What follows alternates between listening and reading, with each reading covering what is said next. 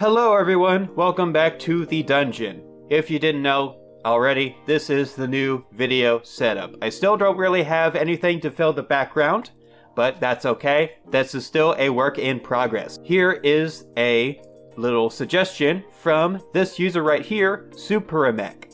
Thanks again for the suggestion for this show. It's actually been on my to-watch list for the longest time, so I appreciate the motivation. And if you have something that you want me to talk about on this channel, whether it be a certain video topic, a theme, a specific show or movie you want me to review, then I will consider it, but you just gotta let me know first. So, where do I begin with this show? Because it's just, it is quite the show. I mean, the promotional art, once you see it at first, it really gives you an impression that this is kind of an action-packed, punkish, kind of a gritty show.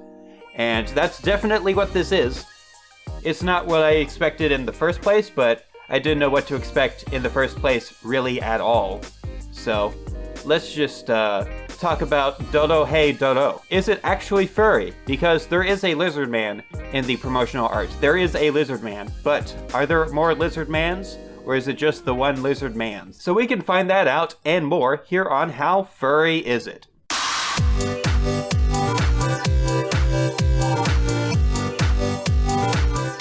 Before continuing with this video, I just want to let you know that this is a very violent and bloody and gory show. It's not for people who do not like extreme forms of violence, even if it's played as like, you know, really goofy and cartoony sometimes. There's blood and guts and stuff. I'm gonna cut out as much as I can and make this as palatable as I can, but like, just be warned that you're gonna see some blood and guts sometimes. Anyway, on with the review. Alright, so here is how the story goes. So there are humans here in this post-apocalyptic dystopian future, in this gritty, industrial, grimy setting known as the Hole. And there are also sorcerers. Yes, there are people who have the magic arcane abilities to control this sort of cloudy, dark, pollution-y-esque magic. They have their own society, they have their own world. They don't live in the Hole. Well, not all of them, but that you'll find out later why that is. And they just tease and mess around and kill people for fun. Funsies, you know, just doing it a little bit fun. Just the fun kills, you know. They also like to wear masks for some reason. They really like to wear masks when they're killing people. Because murder is not complete without a full costume, you know? I would know. Now there's this lizard man roaming around here called Kaiman. He's going around with his friend Nikaido. These two buddies are going around the Hole, trying to live, trying to survive. All the while, the lizard man, Kaiman, is chomping down on people's heads, trying to figure out a certain particular question about his identity. Hey, huh? What did the guy inside say to you? Well, he said you're not the one. Why? See, he doesn't remember who he is, anything about his past life. The only thing he really remembers are vague memories of like this alleyway. He has nightmares and dreams about a spooky, like, man. The same man that kind of lives inside of his head, literally appears in his mouth when he chomps down on people. I think you can tell that this series is pretty offbeat. It's not your normal, everyday story. And that's what I like about it. So during an encounter with some of these sorcerers, the N family, E-N-N family, sort of gets involved and it's like, who is this lizard man? And how did he kill some of our guys? Just what is his deal? Why is he the lizard man? And who done it to him? Now this right here is an example of a 3D CGI anime done right, basically. There are quite a few series where it's done okay or done horribly. Like, if you remember back on my channel, one of my previous reviews was Kemono Friends. And despite the quirky 3D animation, you know, most people are like, oh, just look past that. You'll see a great show besides that. And I'm just like, in the world of anime, animation is the main thing. You know, it's the main visual part. It's one of the three main parts, you know. Visuals, audio, voice acting. Well, I guess story would be the third one, not just voice acting. But for some reason, Kimono Friends is popular, so no skin off my back there. You know, I appreciate it for what it is. I cannot say the same thing about something like Berserk. Not the old one, the newer one that was made all in 3D, and it's a mess. You know, you could see for yourself later after this video. Oh, wait, Beastars. Yeah, Beastars is 3D CGI as well. I almost forgot about Beastars. I still need to watch season 2. I'm gonna get to season 2, don't worry. But just so you know, if there is an anime that's been made in 3D CGI, basically it's kind of a mixed bag. You have some that are pretty good, you have some that are just kind of mediocre, you have some that are just really off the wall bad. So, MAPPA. You may not know MAPPA right off the top of your head unless you really pay attention to who's animating your animes. But MAPPA is the little studio, you know, behind stuff like Attack on Titan, Yuri on Ice, Banana Fish, so many great anime. The fact that it's a big company that made the 3D animation, and they knew what they're doing for what it looks like, it just really connects. It really stands out. It really shows what the show was really going for. It really spotlights that slaughterhouse industrial grime that I'm calling this aesthetic. Like, the fight scenes are nice and choreographed, they feel really real and weighted and all that. Almost everything seems like either a fair fight or just a plight against an unspeakable evil.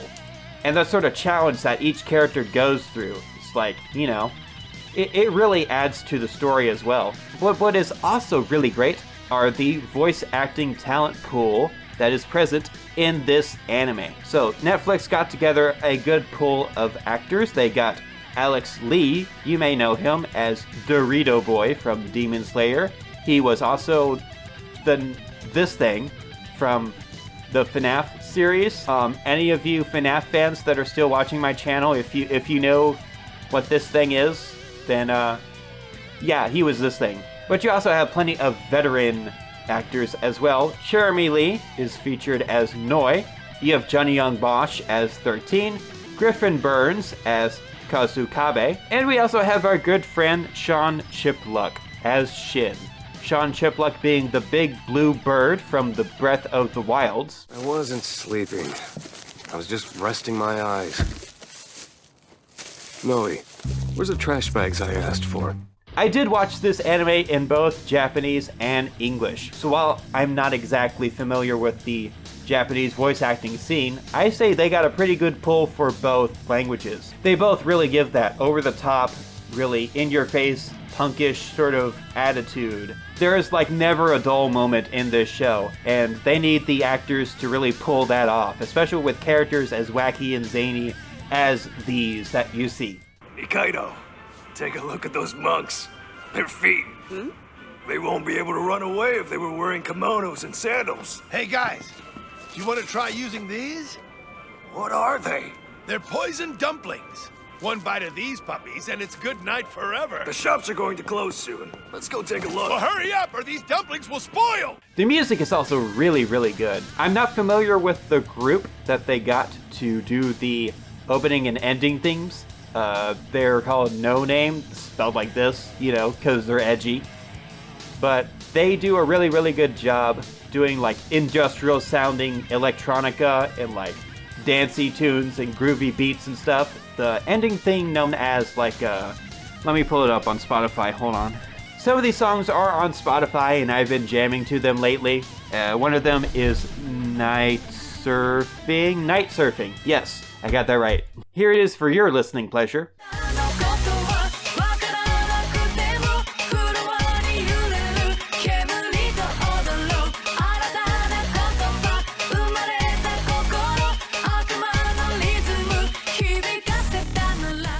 Now let's talk about the story and the actual plot of the show. I already mentioned it as a synopsis in the beginning, but like, it goes pretty far beyond that once you go through these 12 episodes plus one OVA.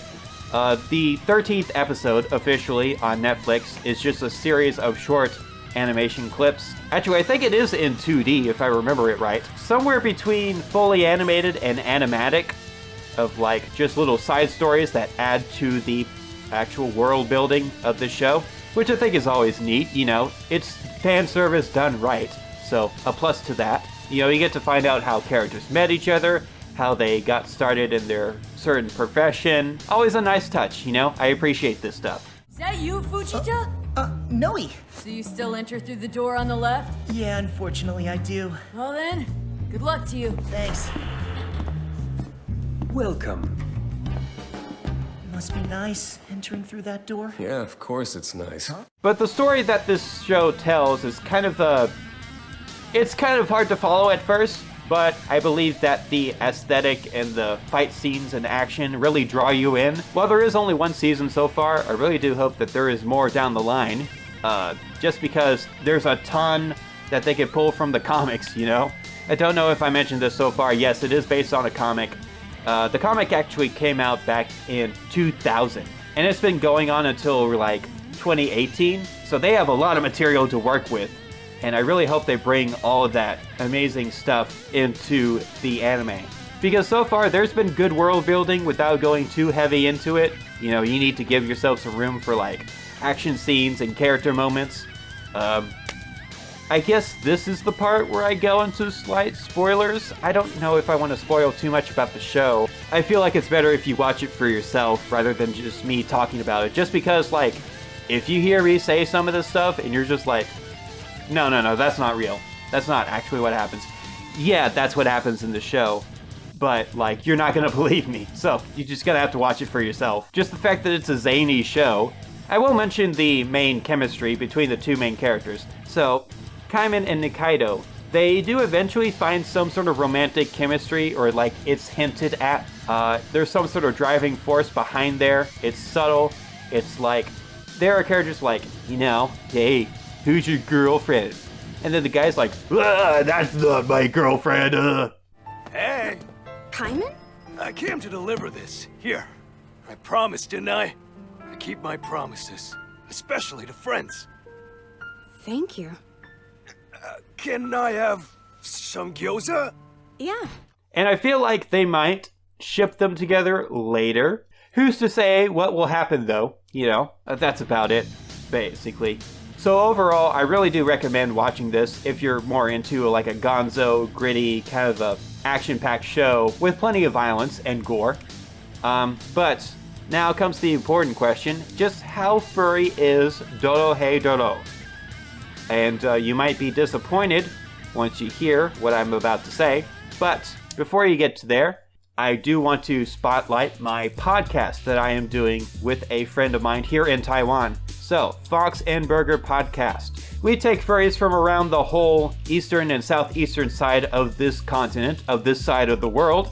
We interview them, we ask them questions. Sometimes there's a little bit of trivia that we play with them. So far, we've talked to people who are from Indonesia, Thailand, Taiwanese Americans, you know, all sorts of really interesting people to hear their side of the story about the Asian furry community versus like the Western furry community. We talk about different conventions, we talk about different types of fursuit styles and art styles and stuff. So if that interests you, go ahead and check out Fox and Burger Podcast. We are also on Spotify. Definitely check it out if you have Spotify like I do. Anyway, back to the review. So how furry is Dorohedoro? Let's go through the 3-point rubric that I have for this series. First is cast. Just how many characters in this series is an actual furry? And here's where the disappointment comes up.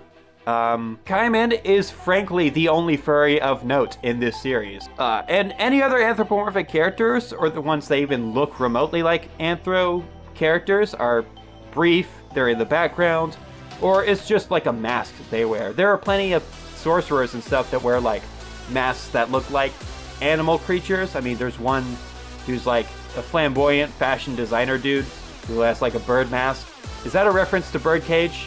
I think that's a reference to Birdcage. But otherwise, there's just a whole lot of humans and sorcerers around. But halfway through the series, there is actually a little weird little pet the main villain gets, and it's very cute. It's cute as hell. I want this pet. You go wee-wee in that one, then you eat your food in that one. Her name is Kikurage, and she has the power to heal people And while I appreciate this character, it's just the fact that it shows up halfway through the series and only kind of exists as a pet for the main villain. There's just not a whole lot of furries in this series. You know, from the promotional art, the Kaiman is featured pretty much in the center just because he's the main character, but he's also kind of the only furry character that you really get to know. So unfortunately, I'm going to have to rate this as low in terms of cast. Next is furriness.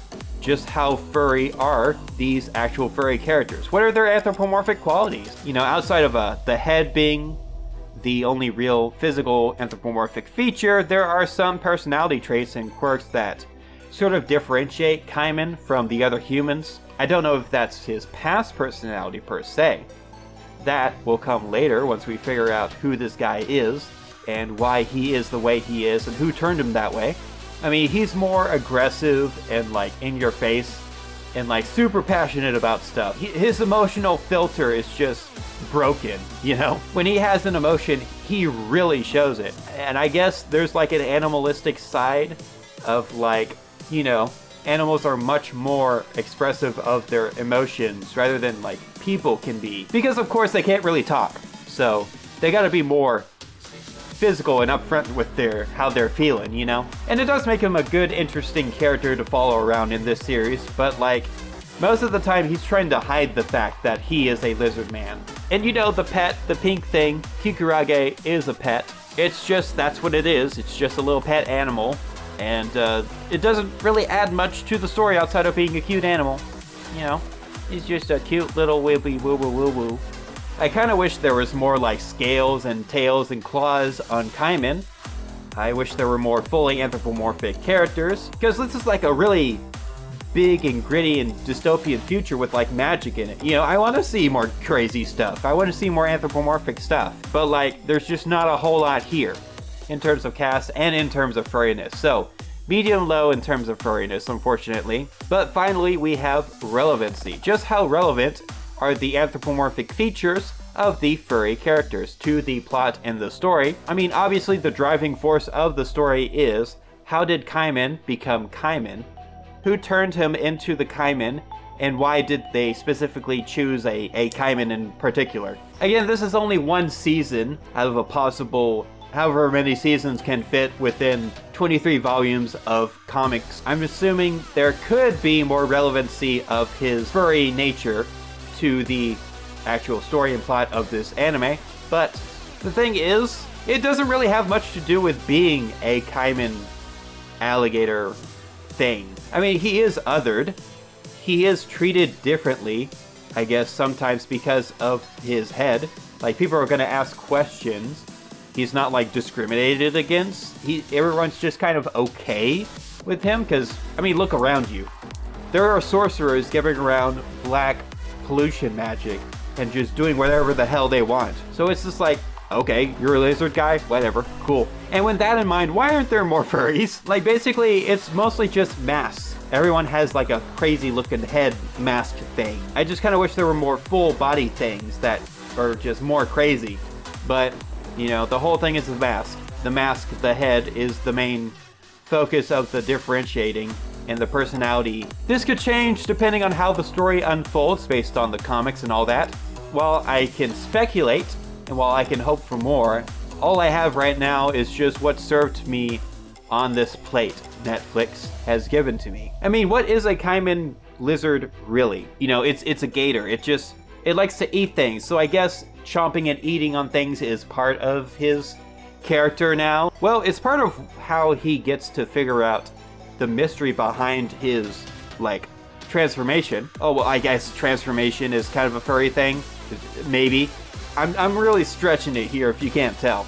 I'm just gonna give this like a medium low in terms of relevancy because I'm really running out of ideas here. So, overall, I do recommend this series. Not as a furry, but as an anime fan. This is a spectacular little anime if you like the offbeat, punkish, gritty, grimy, industrial slaughterhouse vibe. That's quite a mouthful. But it is an accurate description of the vibe that it's going for. It has a distinct look. It has a distinct art style. It is very well made. for a 3D anime of this generation, it is spot on, a really recommendable show, with a few caveats that you will probably be grossed out, or like, you really need to prep yourself for like violent, gory scenes. But it is action-packed, and it is pretty compelling. Unfortunately, it's not very furry. Everything outside of the Kaiman and a few other brief characters is just gritty humans doing gritty things in a post-apocalyptic future. And I do appreciate a show like that. I just can't give it a good, big, how furry is it rating, you know? So, that has been the review. Thanks for watching. This has been Lightning Runner as Burger the Bull. You can watch this series on Netflix. It's available in the English and Japanese dubs, so whether you're a sub or a dub guy, Netflix has you covered, don't worry. If you want to watch more How Furry Is It reviews, if I piqued your interest, hopefully, then there is a playlist of more videos like this down below. Also, in the description below, you will see my social media links. That will be my Telegram, my Twitter, and my Instagram. You will also find my TikTok handle down there. It's the same as my Instagram, just in case you want to watch a couple of short, silly little videos from me. You will also see my Discord screen name and a link to my Discord server. This is for all people to join that like furry content. You can talk to other fans of this channel. You can talk about your favorite movies or music or cartoons. You can share memes. You can do anything you want. You will also see a link to my Patreon. For at least $1 every month, just $1, you will have access to early viewings of my videos. That will be either the day or the night before. That's all my reviews, my vlogs, any kind of video that you see on my channel. There's also the option on Patreon to sponsor a video every month. If you are an artist or a small business, you can use my videos to advertise anything you want, any projects that you're working on, any causes that you need people to see. Again, that's all in the description below, my social media, my Discord server, and my Patreon. You can give a thumbs up if you like the video, a thumbs down if you dislike the video, I won't be offended. And you can also hit the subscribe button and hit the bell icon if you want to watch more videos from my channel. Though you might want to watch a couple more videos before committing to that. And do please check out my podcast. I worked very hard on it, along with my friend Michael. He's a cool dude too. So, if you could check out this YouTube channel, along with that podcast channel, that'd be really cool. That's it for now though. Lightning Runner out. Take care. Bye-bye. And don't kill each other. Or I'll do it. Okay, I can't, you really can't take that seriously. I'm not the kind of guy that would just kill someone. I mean, maybe I give off like a creepy animal costume kind of a thing, like a Five Nights at Freddy's or Chuck E. Cheese thing, but like, do you really think I could kill someone?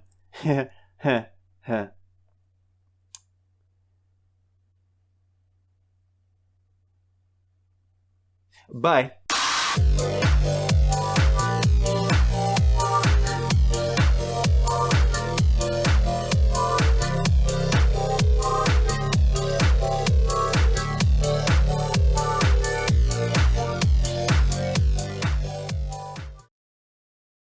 Something is seriously wrong with my face. Colin, your face. It's...